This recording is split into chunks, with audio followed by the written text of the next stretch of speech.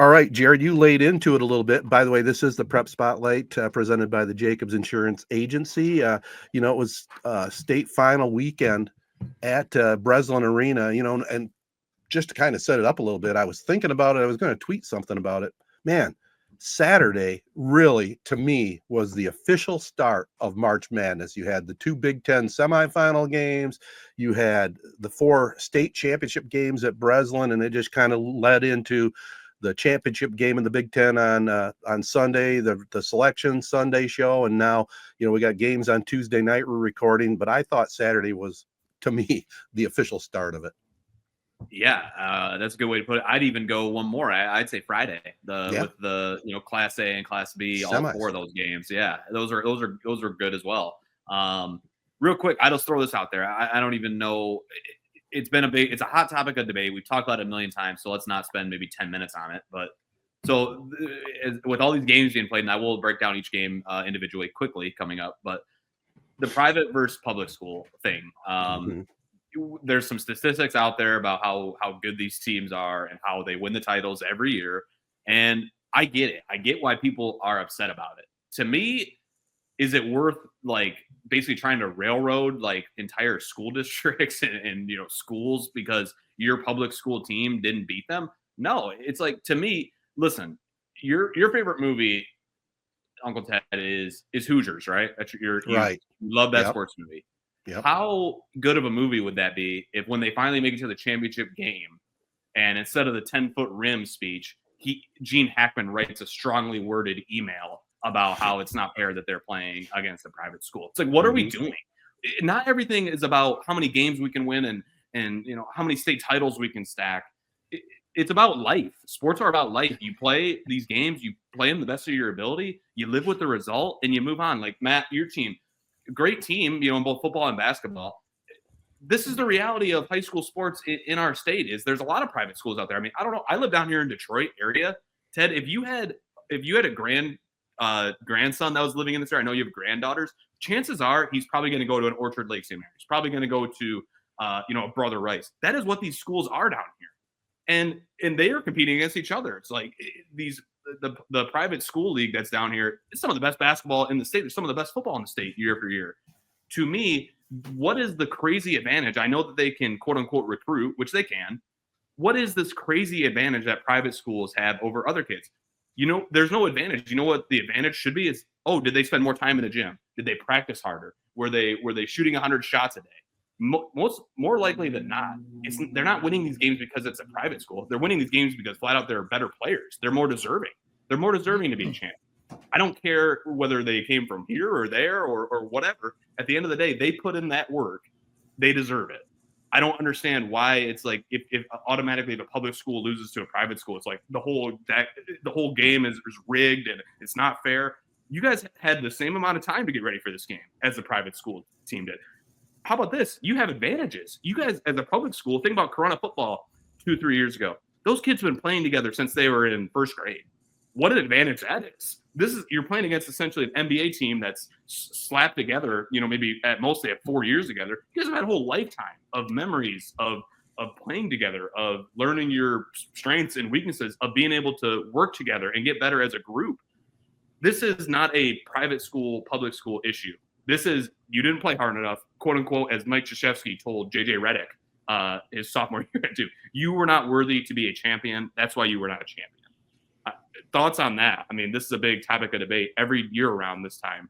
Go ahead, Matt. Jared brings a hot take. Let's see what you got.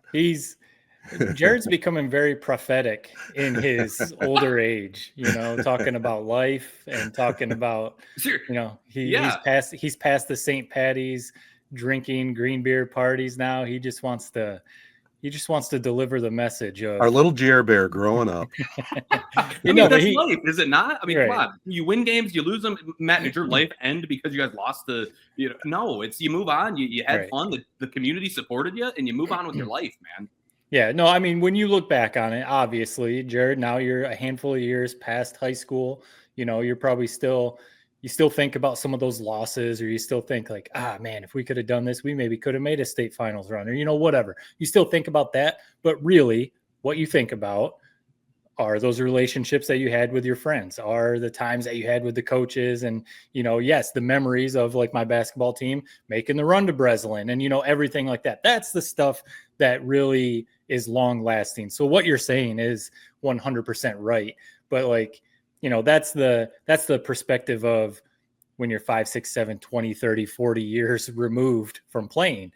When you're in the moment and you're playing against a team that has 100 times the advantages of you, it's a little different now because a lot of public schools now do have a lot of the similar resources and advantages. But, like back in the day, even back 20 years ago when I played, one thing that Grand Rapids South Christian, the school that beat us in football and basketball, their facilities were just way better. I mean, we didn't have, yes, we had a weight room, but it was a little closet with a bunch of dumbbells that Ted was using back when he played. So no, we could have been we had stuff, but we didn't have the really super nice fitness facility, weight room that you guys had, obviously, Jared, when you played, and that South Christian and some of these other schools have. That's just a little tiny thing. I'm not trying to like say that's the reason, none of that stuff. But I've heard people say that resources and access to certain camps or access to certain coaches or access to different things is one advantage that private schools can have over some public schools. Again, obviously now it's very different. A lot of public schools have the facilities and have different resources and stuff like that. But I've just heard people say that that's one thing that they point to. Private schools have basically all the money in the world to have all these facilities and do whatever they want. Public schools, not necessarily. So that's maybe where one advantage could be. But no, I think you're right. I mean, well, and then the obvious one, if you can poach and pick and choose who you want to come to your school, then, that's an advantage. But they're a school of choice. And my class benefited from school of choice. Right. So, that is still a thing. But the public schools do not have the deep pockets like the private. Now, right. I understand both you guys' comments, and I agree with a lot of that. But you can't deny the fact that competitively, you can say all you want, Jared, about practice harder, but you get 5-star athletes, especially in basketball, compared to public schools that grew up together. Maybe you don't want to trade all these memories, especially when you get older, like Matt said, but you got to admit that there is a competitive advantage to the private schools. Here's the disconnect is, in Class A, this is not an issue to me. Right. These guys are all big boys. I mean, look at East Lansing, winning this weekend. The thing that, and I'm not going to say I'm not saying shut the schools down, but I am going to say it's like these titles maybe don't mean as much. I think of a Wyoming Tri-Unity Christian. They've won like 14 titles in Class D as a private school. Yeah, you get 1 or 2 D3 ballers, and you're probably going to win the state title in that division. You think about Lumen Christi in football, D7. Oh, you get one, D2, D1 running back, and you're going to run roughshod. You're going to rush for 3,000 yards in a season and win every game by 40. To me, I guess maybe I somewhat am. I'm not saying that we need to shut down these schools. I'm saying, hey, me analyzing these state titles, they maybe don't mean as much as that Munising Class D from the UP. Whole community comes down here. They win the state title. You're looking around the crowd. Everybody's got tears in their eyes. That is worth 50 of those titles for some of these other schools. Mm-hmm. And it just is the reality. But to me, that's what makes it somewhat exciting. I think about back in my playing days, the chance to play a country day. Are you good enough to beat them or not? Are you a state championship team or not? We weren't. So that's why we lost. But it still is worthy of, it's still fun to play that game and have that matchup and play the quote unquote big boys. You find out what you're made of. Well, and the obvious one, we're not made of that. The obvious one, I know, Ted, you're jumping. The obvious one too is when Corona made the run to Ford Field. What you just said, Jared. Look on the Corona side, the whole town was there. Right. Look on the other side, Grand Rapids.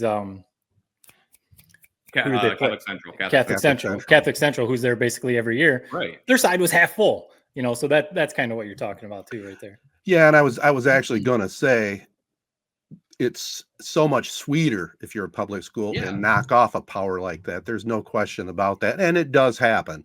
I don't know do you think it's a problem? Do you think, I think you brought it up before, Jared, and I tend to agree with it. If we're going to continue with the public schools playing the private schools, which obviously is going to happen, is it worthwhile maybe taking a look at taking their enrollment, bumping them up one spot? Yeah, I wouldn't hate it. To me, like, was a powerful, and I've talked about it on this podcast before, Martin Luther King.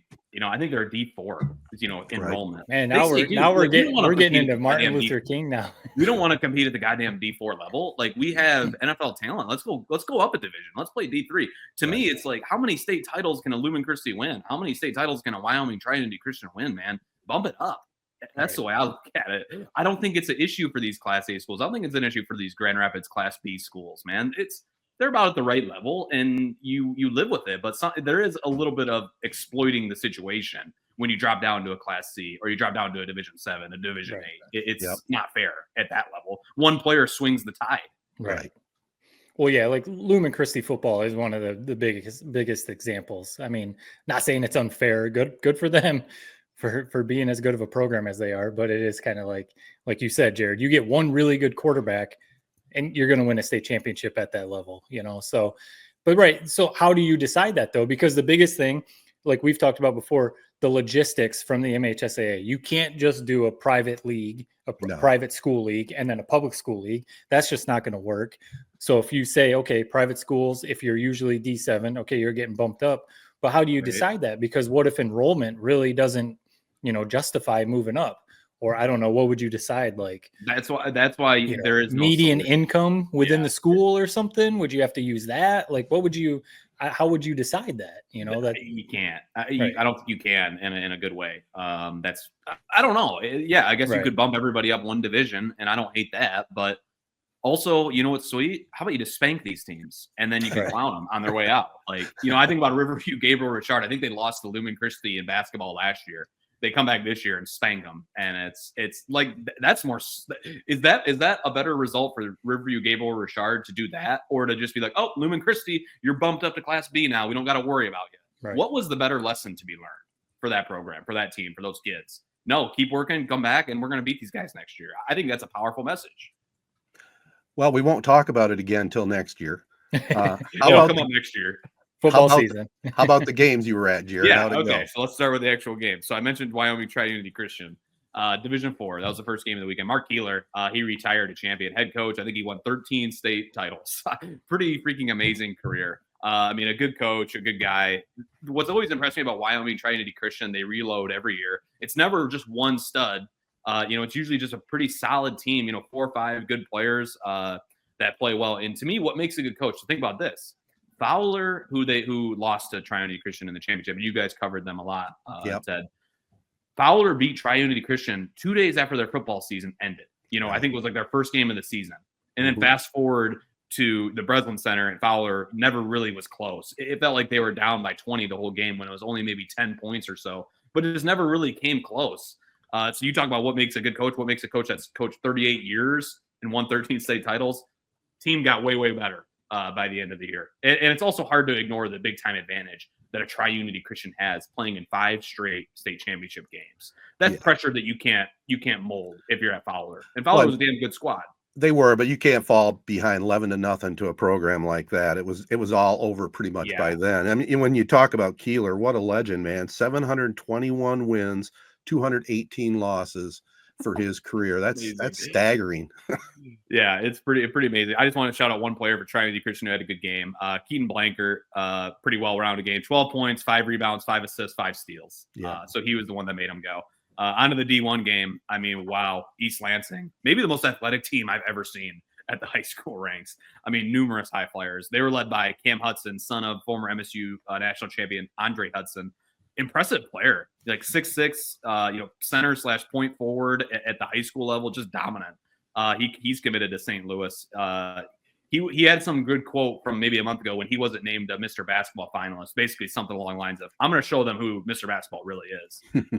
And he ended up, showing them the semifinal game where they beat Orchard Lake St. Mary and Trey McKinney. A little bit of an upset, but in the championship game, just a stellar performance. 20 points, 7 rebounds, 3 assists. And then obviously maybe the most electric player there this weekend, KJ Torbert, another Michigan State son of Kelvin Torbert, just a mutant, like hyper athletic. It's amazing. Some of the plays he had the play of the weekend on an alley-oop dunk. He had another finish where he crow hopped and jumped like 5 feet to his right to lay it up and in.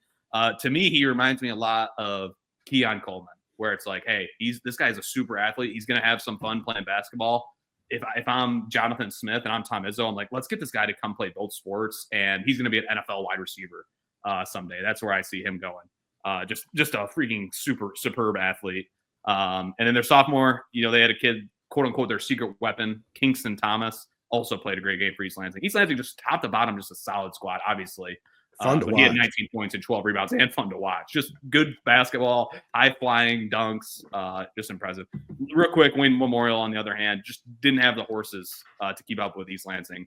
Their best player is Carlos Medlock Jr. He's got 11 D1 offers and can fill it up, but it's a tough task when you got 3 or 4 super athletes on the other side that they can just rotate and keep throwing different bodies at you that are fresh. So East Lansing, very impressive team. All right, moving on to D3. I mentioned Riverview Gabriel Richard. This was a fun high school basketball team. I just really liked how they played, man. Just 5 damn good players from top to bottom, led by Wayne State commit Luke Westerdale, point guard, just scoring supreme. I mean, he's Gabriel Richard's all-time leading scorer.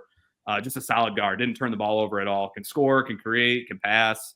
Just a damn good high school point guard, really at any level. He finished with 17 points, 7 rebounds, 5 assists. And just a good talker, smart kid, memorable. In an interview we did with him a couple different times at their semifinal and after the final, just a good speaker. So I was impressed with him. They only played 6 guys.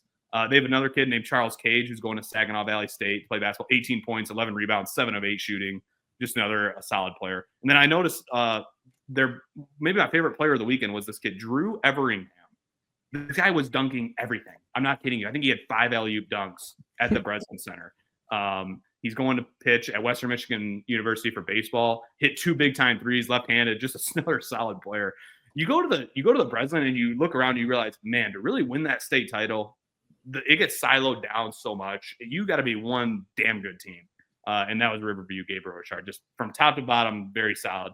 Just one quick shout out to the team they played. Arts and Tech of Pontiac had one stud freshman named Lewis Lovejoy. Kid had 40 combined points in the semifinal and the final. We're going to be hearing from this kid again. I mean, he was impressive. True freshman, standing toe-to-toe really with a pretty damn good Riverview Gabriel Richard team. He'll be back, probably scoring 30-plus points at the Breslin in the years to come, I would imagine. All right, last one. Sorry, talking a lot. Game of the weekend really was the only one that was close at all. I was really impressed with Summit Academy, who stood toe-to-toe with Warren Lincoln, who a lot of people would say is the best team maybe in the entire state. Played very well. I mean, think about this for Romulus Summit, a team that's been to the Breslin a couple years in a row. They've had 3 head coaches in 3 years. So how do you think about if you're working at your everyday job and you have 3 bosses in 3 years, let alone a basketball coach that you got to change philosophy and structure and all that. So I just was impressed with how they came out and played. Derek Clark was their head coach. I thought he did a great job. It's funny. You listen to these huddles and it's kind of amazing the access we get where you're hearing game on the line. You're hearing what they're saying in these huddles. It's pretty cool. But you find out also with that, you find out pretty quick who's a good coach and who's maybe not the best coach. And I was really impressed with Derek Clark of Romulus Summit Academy. But Warren Lincoln, this, my friends, is just a memorable high school basketball team from top to bottom. They're starting with their point guard, Moses, quote unquote, the General Blackwell, 5'6", lightning quick. Tim McCormick called him the fastest player he's ever seen at the Breslin Center for high school. And he's not lying. The kid, great handle, leader, clutch. I love watching Warren Lincoln play. They only had 10 total turnovers at the Breslin Center. Think about that for a high school game. I swear every high school game I watch, it's like 15 to 20 turnovers per team. They had 10 over the course of 2 games. And that's been 2 years in a row now where they went back to back and you watch them play and you're like, this is how basketball is supposed to be played. Obviously, on top of that, they have this brother, Marcus Blackwell, Eastern Illinois commit, just a supreme scorer, scores all 3 levels. He's very impressive as well. And then they had this kid come in from Oak Park. This is a public school, maybe pulling a private school move. Gian Hutchins from Oak Park. He's committed to Northern Iowa. So you take this state champion Warren Lincoln team, let's just throw in a Northern Iowa commit and let's see how much better you guys get next year.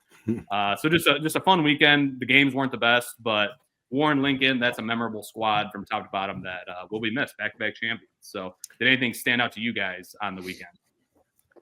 Well, I tuned in mostly for the Fowler game, and Wyoming Triunity. I was impressed. Obviously, they're very good, but I loved their philosophy. They just played clamp down defense, and Fowler could get nothing going. So that's what I took away from the weekend. I did have a question for you before Matt jumps in, if you had a chance to see any of it. But what were your specific duties for I was basically it's like so I was doing a little bit of everything. So technically, I guess assistant producer is the title. Mm-hmm. I was shooting bus arrivals, team getting off the bus. I'm helping with sponsors. I edited a little tease for it, that Matt Shepard voiced, edited a halftime feature about the best finishes. So kind of a little bit of everything, honestly.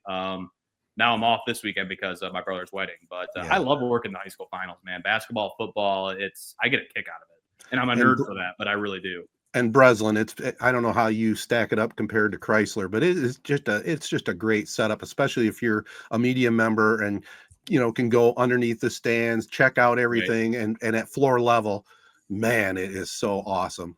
Yeah. I think it's the best, man. Chrysler, I haven't been to Chrysler's. I went in high school like one time. It just doesn't have that juice that the Breslin does. Maybe that's just because of the fans that we associate with the Breslin and the success that Michigan State basketball's had. But it's not the same in terms of, it's just right that the high school finals are there. It just seems right. So it's definitely a cool weekend. It's one of those too that, like, if you're just a casual high school basketball fan or something, it's a cool weekend to go. Just go. I mean, there's going to be some star players, some really good teams. Just go sit at Breslin, watch some games, eat some popcorn, enjoy the day. Yeah. And back in my younger days, I always made a day of it with my buddies, the semifinal, Class A semifinals, and go watch those two games and then grab a bite to eat afterwards. That was a great tradition. And now that I'm retired, I'm thinking about restarting that up, because why not? Just go hang out there for the 4 best teams in Class A. It doesn't get much better than that. Yeah, that Friday is the best day, in my opinion. And we had good games on Friday, man, in the D2 and D1. So, I mean, probably the game of the weekend, which is Orchard Lake versus East Lansing, was a good one. And then, GR Grand Rapids, I think it was, Catholic Central, I believe. Catholic Central actually played Warren Lincoln pretty damn tough. Right. Led really late into that semifinal game. So, good basketball all around, man. It's 4 divisions is the right amount for our high school sports. I mean, I think so too. You get the right matchups. You see the best teams. The best team won in every division, in my opinion. To wrap up this prep spotlight in girls basketball, they take center stage this coming weekend at the Bres. But locally here in the regionals, New Lothrop picked up a regional opening win over Hemlock, 43-38. Ashland Orr had 18-10 in that. And then they followed up with a tough loss to, we talked about this school a little earlier, Lumen Christi, 39-34. And Ashland Orr had 18-8 in that one. So congrats to the Hornets. They've got a lot of players coming back for next year on girls basketball, so we'll be hearing more about them. Okay, that's the Prep Spotlight presented by Jacobs Insurance, and we'll talk a little March Madness. Our Spartans, our Wolverines are in the dance, differing locations and bracket draws. We'll talk about that right after this.